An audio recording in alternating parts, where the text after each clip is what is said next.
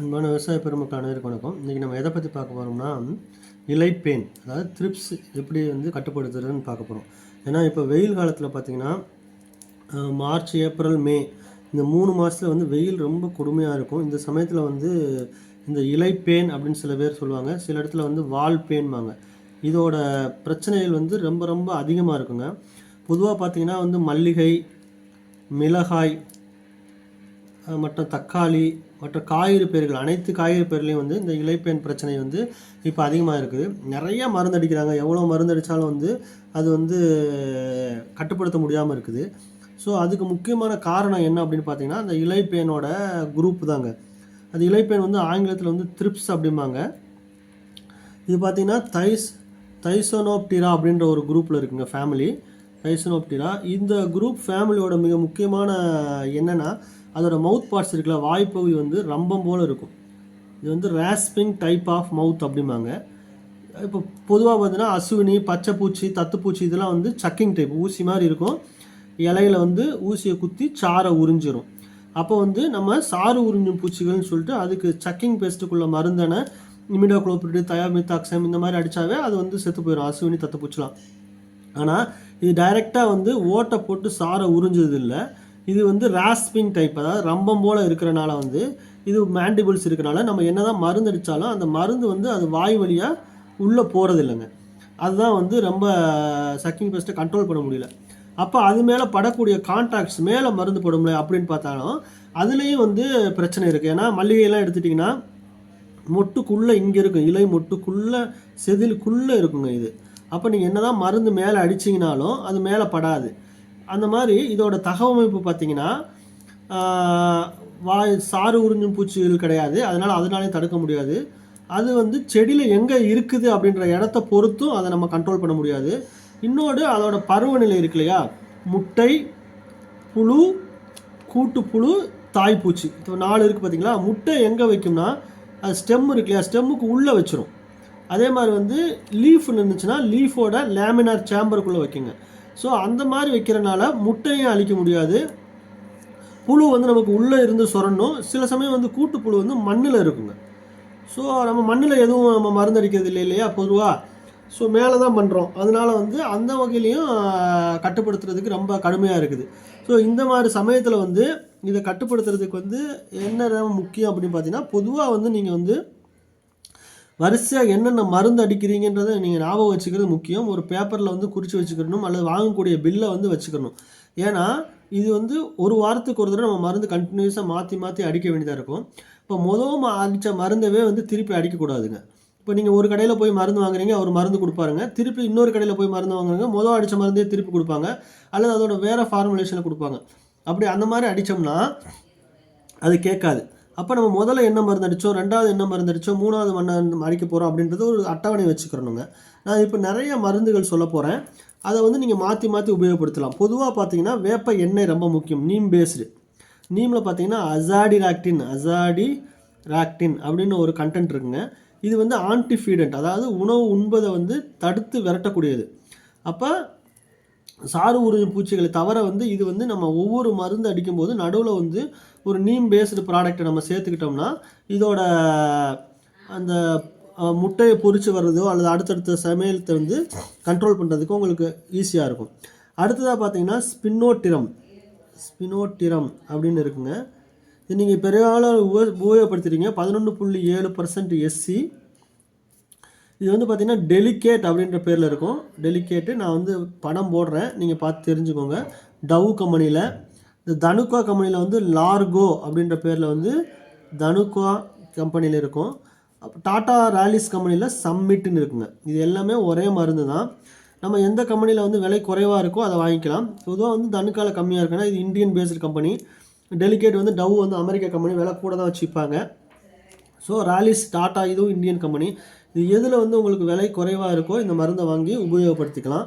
இது முக்கியமாக பார்த்தீங்கன்னா இந்த ஸ்பினோட்டிரம் த்ரிப்ஸுக்கே நல்லா கேட்கக்கூடிய மருந்துங்க. இது கூட ஒரு தடவை நீங்கள் அடிச்சிட்டிங்கன்னா நீங்கள் கூட இது 15 மில்லி எடுத்துக்கலாம் டேங்க்குக்கு. கூட அசிபேட் 30 கிராமும் அசிபேட் சேர்த்துக்கலாம். அசிபேட் அசட்டாப்பு அது ஒரு 30 கிராம், 10 லிட்டர் டேங்க்கு சொல்கிறேன் நான். இமிடா ஒரு 10 மில்லி 10 லிட்டர் டேங்க் இந்த மாதிரி கலந்து அடிச்சிங்கனாலும் மேலே வேறு ஏதாவது சக்கிங் பெஸ்ட், ஏன்னா வந்து த்ரிப்ஸ் மட்டுமே இருக்காது செடியில், ஏஃபிட்ஸ் இருக்கும், அசுவினி இருக்கும், தத்துப்பூச்சி இருக்கும், சிறு புழுக்கள் இருக்கும் இல்லைங்களா. ஏன்னா நம்ம த்ரிப்ஸுக்கு மட்டுமே நம்ம ஒரே மருந்து அடிக்க முடியாது. ஸோ இந்த காம்பினேஷனில் இருக்கிறனால நீங்கள் வந்து ஸ்பெனோட்டர் கூட அசிபேட்டு சின்ன சின்ன புழுகளையெல்லாம் கண்ட்ரோல் பண்ணிவிடும். அதுக்கடுத்து இமிடா வந்து சாறு உறிஞ்சும் பூச்சிகளான அசுவினியெல்லாம் கண்ட்ரோல் பண்ணிவிடும். ஸோ இது மூணையும் கலந்து நம்ம உபயோகப்படுத்திக்கலாங்க. இப்போ ஒரு தடவை இதை அடிச்சிட்டிங்க வச்சுங்களேன், அடுத்த தடவை இன்னும் அதிகமாகிடுச்சுன்னா குளோர்ஃபெனாஃபர் அப்படின்னு ஒரு மருந்து இருக்குங்க. குளோர்ஃபினாபைர் அப்படின்னு இருக்குது. இது 10% சாலிபுல் கான்சன்ட்ரேஷனில் வருங்க. இதுவுமே வந்து பிஏஎஸ்எஃப்ல வந்து இன்ட்ரிபிட் அப்படின்ற பேரில் இருக்குது. இன்ட்ரிபிட் பிஏஎஸ்எஃப் நான் படத்தில் காட்டுறேன், மஞ்சள் கலர் டப்பா இருக்குது பார்த்தீங்களா, அதுதான். இது வந்து முக்கியமானதாக வந்து பிஏஎஸ்எஃப். அது கிருஷி ரசாயன கம்பெனியில் கேஆர்ஐடி அப்படின்ற பேரத்தில் கிருஷி ரசாயன கம்பெனியில் இருக்குங்க. 25 மில்லி 10 லிட்டர் டேங்க்குக்கு வந்து நம்ம உபயோகப்படுத்திக்கலாம். இதுவும் வந்து நமக்கு வந்து த்ரிப்ஸுக்கு வந்து ரொம்ப கண்ட்ரோல் கொடுக்குங்க. இப்போ மொதல் மருந்து நம்ம ஸ்பினோட்டரம் அடித்தோம்னா அடுத்து குளோர்ஃபெனாஃபைர் அடிக்கணும். அப்படி அதே மருந்தே அடிச்சிடக்கூடாது. இப்போ வந்து நம்ம ஒரு கடையில் போய் நம்ம வாங்குகிறோம், முதல் தடவை இன்ட்ரபிட் கொடுப்பாங்க, பிஎஸ்எஃப் வாங்கி அடிச்சிடுவோம். ரெண்டாவது இன்னொரு கடையில் போப்பாங்க, அவங்க கிரிட்டுன்ற மருந்து கொடுப்பாங்க, அதையும் நம்ம வாங்கி அடிச்சிடுவோம். அப்போ நம்ம இந்த கணக்குப்படி பார்த்தா 2 தடவை ஒரே மருந்து அடிச்சிருக்கோம். ஸோ இந்த த்ரிப்ஸை கண்ட்ரோல் படுத்துறதுக்கு வந்து ரொம்ப ரொம்ப முக்கியம். நம்ம என்ன மருந்து அடிக்கிறோம், முதல்ல என்ன அடிச்சிருக்கோம், அடுத்து என்ன அடிச்சிருக்கோம் அப்படின்றது ரொம்ப ரொம்ப முக்கியமானதாக இருக்குங்க. அதுக்கடுத்து பார்த்தீங்கன்னா ஃப்ளூஆக்சிடமைடு அப்படின்னு ஒன்று மருந்து இருக்குங்க. இது வந்து புதுசாக கண்டுபிடிச்சது. ஃப்ளூஆக்சிடமைடு ட்ரேட் நேம் சொன்னால் எல்லாருக்கும் தெரியும். 10% எஸ்சி. இது கிரேசியா அப்படின்ற பேரில் இருக்கு இல்லையா, கிரேசியா கோத்ரேஜ் கம்பெனியில் வந்திருக்கு. இதுவும் வந்து நிறையா வந்து உபயோகப்படுத்துகிறாங்க. த்ரிப்ஸுக்கு வந்து நல்ல கண்ட்ரோல் கிடைக்குதுங்க. 10 மில்லி 10 லிட்டர் வாட்டருக்கு உபயோகப்படுத்திக்கலாம் கிரேசியா. இதுவுமே பார்த்திங்கன்னா நம்ம ஜாஸ்மினுக்கு இருந்தாலும் சரி, ரோஸுக்கு இருந்தாலும் சரி, அப்புறம் சில்லி, எந்த பயிர்லேயும் வந்து இலைப்பேன் பிரச்சனை இருந்துச்சுன்னா நம்ம இதை உபயோகப்படுத்தலாம். முதல்ல சொன்னது வந்து ஸ்பினோட்டிரம் டெலிகேட்னு சொன்னோம். அதுக்கடுத்து குளோரிஃபெனாஃபர் இன்ட்ரபிட் அடிக்கலாம். மூணாவது வந்து கிரேசியா கோத்ரேஜ் கம்பெனியில் உள்ளது அடிக்கலாம். அதுக்கடுத்து வந்து பார்த்திங்கன்னா ஃபிப்ரோனில் இமிடா. இது வந்து பார்த்திங்கன்னா பொதுவாக வந்து த்ரிப்ஸுக்கு தவிர இலை தத்துப்பூச்சி, அசுவினி போன்ற எல்லாத்துக்குமே கண்ட்ரோல் கிடைக்கிது. ஃபிப்ரோனிலும் இமிடாவும் 40% ஃபிப்ரோனில் 40% இருக்கும். நம்ம 5% எஸ்சியில் தான் நம்ம யூஸ் பண்ணியிருக்கோம். ரீஜென்ட் இதெல்லாம் 40% இருக்கும். இமிடாவும் 40% குருணை வடிவத்தில் இருக்கும். WG வாட்டர் கிரானுல்ஸ் குதிரை. இதுவுமே சில விவசாயிகள்லாம் வாங்கி அடிச்சிருப்பீங்க, நிறையா பேரில் இருக்குங்க. இப்போ போலீஸ் அப்படின்ற பேரில் இருக்கும். போலீஸ் அப்படின்ற பேரில் வந்து கருடா கம்பெனியில் பார்த்துருப்பீங்க. அடுத்து வந்து பேயர் கம்பெனியில் வந்து லெசண்டா, பேயரில் வந்து லெசண்டா அப்படின்ற பேரில் இருக்கிறத பார்த்துருப்பீங்க. டாட்டா கம்பெனியில் வந்து வெல்மா 80, டாட்டாவில் வந்து வெல்மா 80. இது மூணுமே ஒரே மருந்து தான். நமக்கு எந்த உங்கள் ஊரில் வந்து எந்த மருந்து கிடைக்குதோ அதை வாங்கி நீங்கள் இதையும் வந்து உபயோகப்படுத்தலாம். இதுவுமே வந்து மிக சிறப்பான மருந்து. உங்களுக்கு சாறு உறிஞ்சு பூச்சிகள் எல்லாத்தையுமே வந்து நம்ம கண்ட்ரோல் பண்ணக்கூடியது. அதுக்கடுத்து பீட்டா சைஃப்ளோத்ரின் ஒரு மருந்து இருக்குங்க. நீங்கள் எல்லாருமே யூஸ் பண்ண மருந்து தான் பீட்டா சைஃப்ளோத்ரின். இதுவும் இமிடாவுங்க கலந்தது. சாலமன் அப்படின்ற பேரில் இருக்கும். சாலமன் பேயர் கம்பெனியில் இருக்குங்க. இது கூட வந்து நம்ம ப்ரொஃபனோஃபாஸ் ஏதாவது சின்ன சின்ன புழு இருந்துச்சுன்னா ப்ரொஃபனோஃபாஸ் வந்து ஒரு 25 மில்லி சேர்த்துக்கலாம். 25 மில்லி. இது ஒரு 20 மில்லி பீட்டா சைஃப்ளோத்ரின்.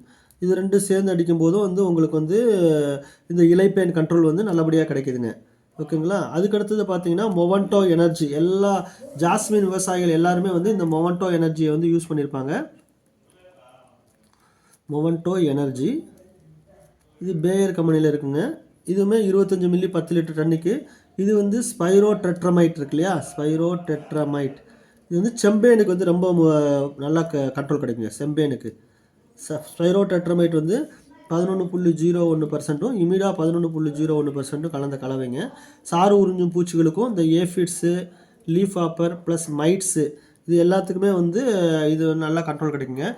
ஸோ இப்போ நம்ம எல்லா மருந்துகளையும் சொல்லியிருக்கோம். ஃபஸ்ட்டு வந்து ஸ்பினோட்ரம் டெலிகேட்டு, அடுத்து குளோரோஃபினாஃபேரு, அடுத்து ஃபிப்ரோனில் சொல்லியிருக்கோம், கிரேசியா சொல்லியிருக்கோம், சாலமன், மொவன்டோ எனர்ஜி, இது எல்லாமே இது கண்ட்ரோல் பண்ணும். ஆனால் திருப்பி இதில் வந்து முக்கியமாக சொல்லக்கூடியது வந்து திருப்பி அடிக்கக்கூடாது. ஒரு ஹை டோஸ் அடிச்சிங்கன்னா நீங்கள் ரோகார் இருக்குது பார்த்தீங்களா, ரோகார் யூஸ் பண்ணியிருக்கீங்க, டைமீத்தோயேட். இது வந்து விலை கம்மியான மருந்து. முதல்ல சொன்னாலும் விலை அதிகமானது. டைமீத்தோயேட் அடிக்கலாம். இத்தியான் இருக்குது, இத்தியான் நகாட்டா அப்படின்ற பேரில் கிடைக்கும். நகாட்டா டாட்டா கம்பெனியில். ஸோ இது கூட வந்து விலை கம்மி, ரொம்ப ரொம்ப விலை கம்மியாக இருக்கும். ஒரு டோஸ் வந்து நம்ம நடுவில் இதை கொண்டு போய்க்கலாம். அடுத்த ஒரு டோஸ் வந்து நீங்கள் அசாடிராக்டின், நம்ம சொன்னோம் இல்லையா, நீம் ஆயில் வந்து நீங்களே கூட வேப்ப எண்ணெய் கடையில் வாங்கிக்கலாம். வேப்ப எண்ணெய் வந்து நம்ம விலை கம்மியாக இருக்குங்க.